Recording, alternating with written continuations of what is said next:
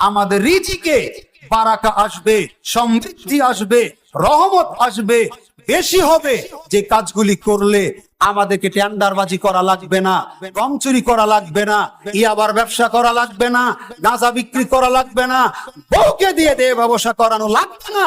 এমনি সম্পদ বৃদ্ধি পাবে।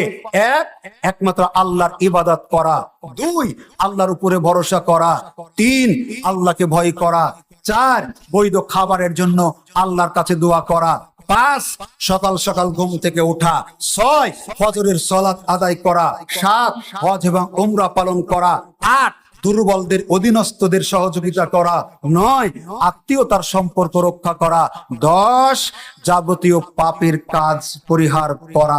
আল্লাহ সুবহানাহু ওয়া তাআলা আমাদের সকলকে এই গুণগুলি অর্জন করে বাস্তব জীবনে আমল করে রিজিকে সমৃদ্ধি আনার তৌফিক দান করুন। আমিন। আসসালামু আলাইকুম ওয়া রাহমাতুল্লাহি ওয়া বারাকাতুহু।